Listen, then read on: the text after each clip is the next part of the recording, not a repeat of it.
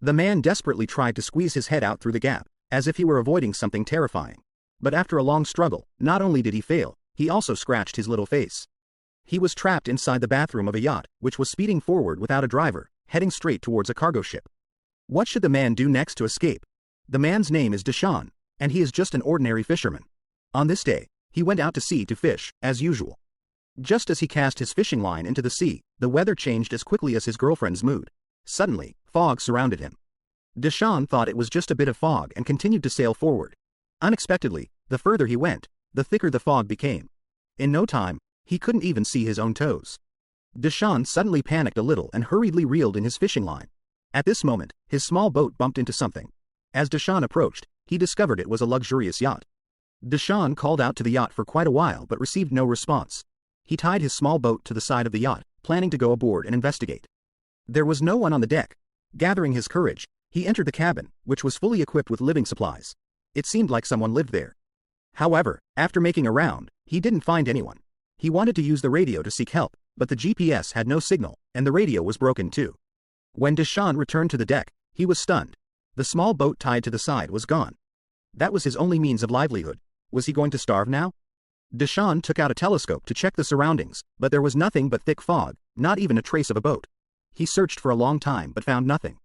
He intended to sail away from there, only to find that the engine was broken, and even the rudder was just for show. Using the telescope, Deshaun observed the surroundings, and the land was nowhere to be seen. At this moment, there was suddenly a sound from inside the cabin. Could someone be hiding inside? Deshaun went into the cabin to search. He looked in every corner but still found no one. Deshaun set up the sail, planning to use the wind to get home first. After sailing for a while, he realized the wind direction was not right. Deshaun took the small boat and went to the engine. After some tinkering, the engine miraculously started. After setting the course, he continued to use the radio to seek rescue, but no one responded. Deshaun was about to relieve himself at the side of the boat when, unexpectedly, the sail. Suddenly, the automatic steering turned a lever, knocking Deshaun down. Fortunately, Deshaun reacted quickly and managed to grab the railing with both hands. After a great struggle, he climbed back onto the boat. The teacher should go to the restroom. Otherwise, it would be hard to explain to Meng Po. Could it be that he died from urinating? As soon as Deshaun entered the restroom, the door closed automatically with a flash. After Deshaun finished, he was ready to leave but found he was locked in. No matter what he tried, he couldn't open the door. When he opened the mirror above the sink, the sight of blood without paper inside startled him.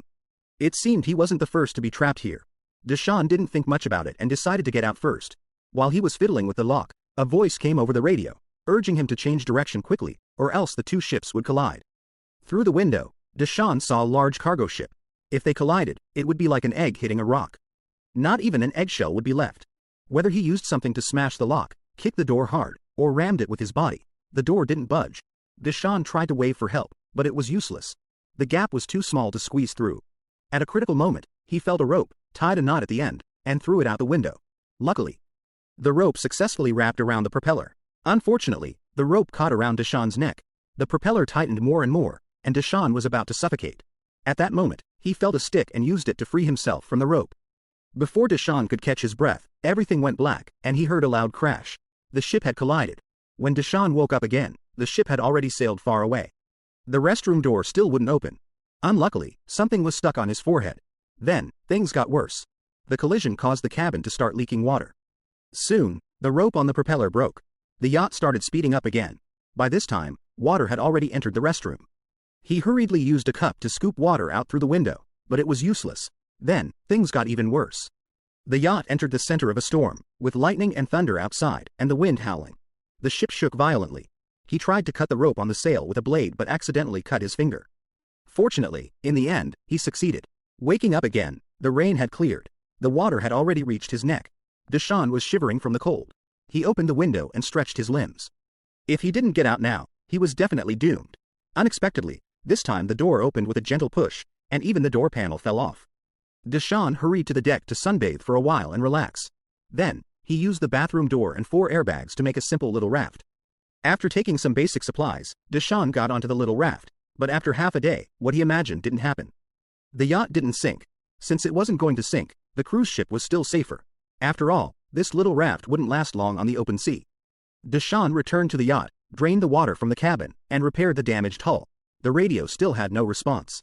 Climbing onto the Vigna, while tidying the sails, He saw a cargo ship not far away. Now there was definitely hope. The engine wouldn't start again. Deshaun plunged into the water and paddled the little raft towards the cargo ship.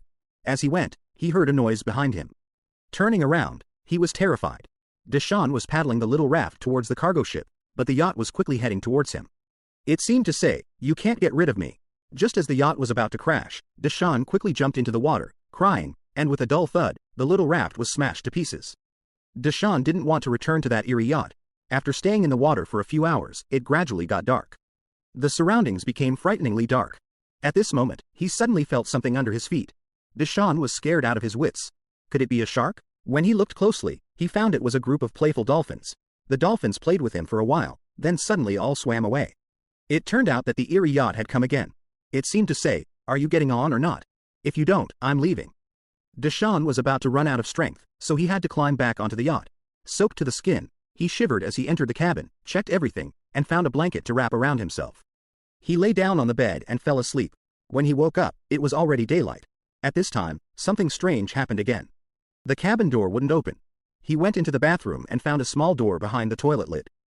At this moment, footsteps were heard on the deck. Deshaun insisted on going out to see who was pacing back and forth.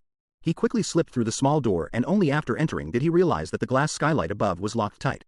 Just as he was forcefully pushing open the skylight, the small door below automatically closed. Oh no, now he's trapped in an even smaller space. The yacht was speeding ahead. Through the glass, Deshaun could see the buildings outside.